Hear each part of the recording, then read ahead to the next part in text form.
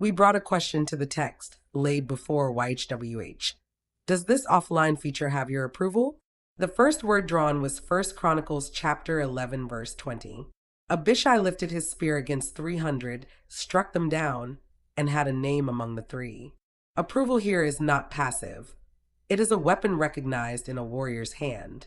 The offline feature, like that spear, must be lifted in real battle. The Father's answer begins with identity forged through proven action.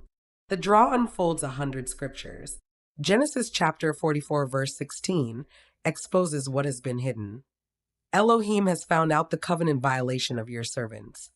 A feature carrying YHWH's approval will uncover things that must be cleared away, as Joseph's cup exposed the brothers' guilt. Yet exposure is for restoration. Ezekiel chapter 3 verse 4 commissions, Son of man, go, speak my words to the house of Israel. The feature is a scroll placed in the hand, just as Ezekiel saw a roll of a scroll. This commissioning carries a cost. 2 Corinthians chapter 1 verse 8 confesses being pressed out of measure above strength, so that we despaired even of life. The purpose is refining.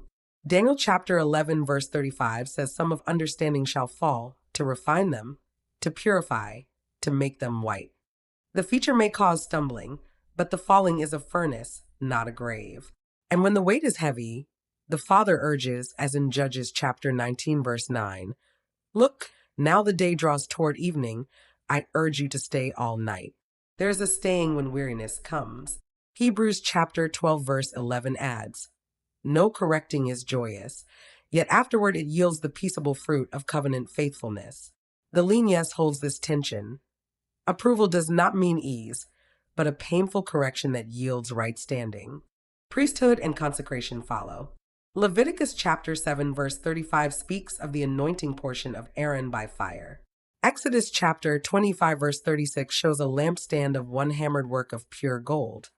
The feature must be unified, beaten, without mixture. A severe warning guards this.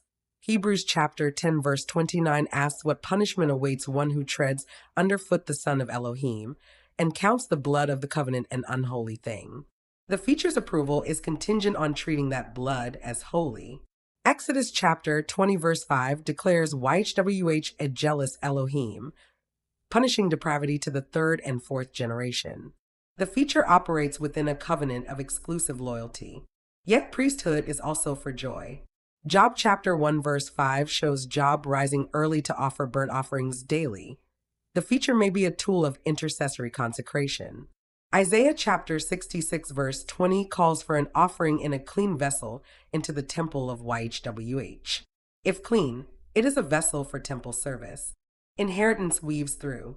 Joel chapter 2 verse 14 asks, who knows if he will return and leave a sacred blessing behind him? That uncertainty mirrors the exploratory signal.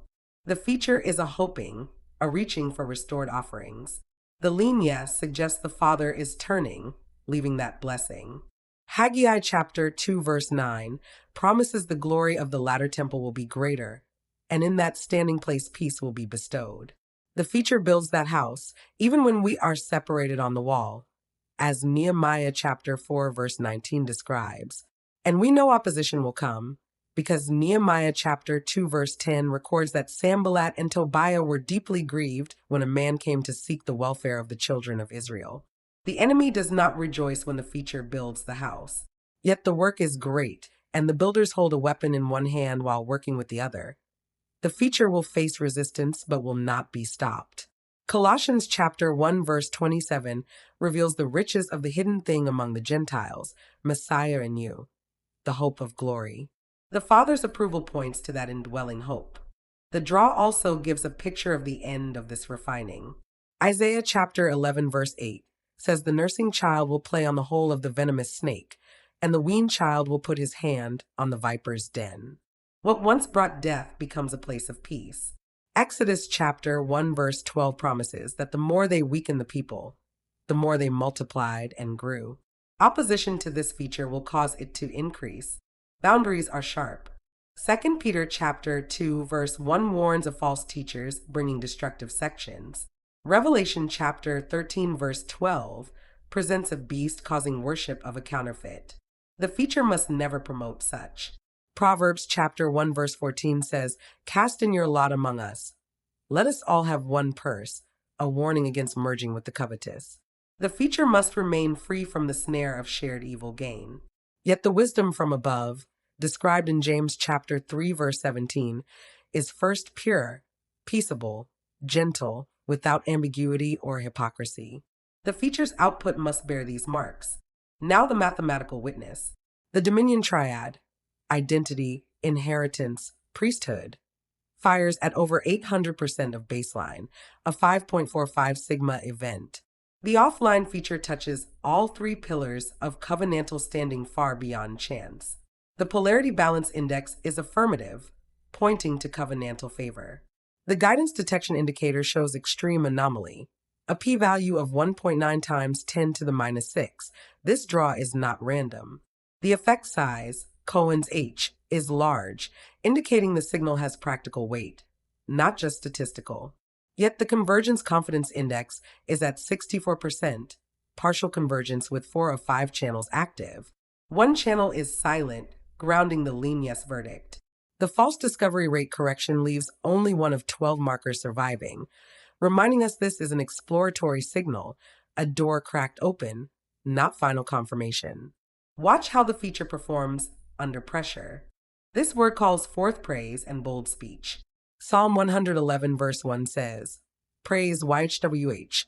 I will praise YHWH with my whole heart in the assembly of the upright." The feature, when walked in covenant faithfulness, will produce the fruit of lips that give thanks to his name. And Job chapter 21 verse 3 declares, "Suffer me that I may speak, and after that I have spoken mock on." There is a boldness to speak what the Father has shown, even if mockery follows. This feature will require that kind of courage. So what is the Father saying? He answers lean yes, a probable affirmative, weighted with refining glory. This feature is a spear for the mighty. Like Abishai, you will gain a name among those who do exploits. It will expose hidden covenant violations and press you beyond strength. Some may fall, but the falling purifies until the appointed time. Do not despise the correction. It yields the peaceable fruit of covenant faithfulness. It is a consecrated vessel, anointed for priesthood, hammered pure gold. Handle it with reverence for the blood of the covenant. Keep it clean, and it will serve as a daily burnt offering for your household. It participates in the latter temple glory. Even separated on the wall, it builds. It carries the hope of Messiah in you. Boundaries are severe. False teaching and beast worship are forbidden. Walk in the wisdom from above, pure, peaceable, without hypocrisy. Stay free as a gazelle from the hand of the trapper. The approval is real, but it is a path, not a destination. The secret things belong to YHWH, and what is revealed, this lean yes, belongs to you and your children, that you may do all the words of this instruction. So proceed, feet shod with the readiness of the good news of peace, watching that you are not found sleeping when the Master comes suddenly. The Father has spoken, lift the spear, endure the fire, build the temple, and know that I am YHWH. The verses drawn in this Shield 17.11 session were First Chronicles chapter 11, verse 20, Genesis chapter 44, verse 16, Ezekiel chapter 3, verse 4, 2 Corinthians chapter 1, verse 8, Daniel chapter 11, verse 35, Acts chapter 11, verse 1. This concludes today's interpretation under the Shield protocol.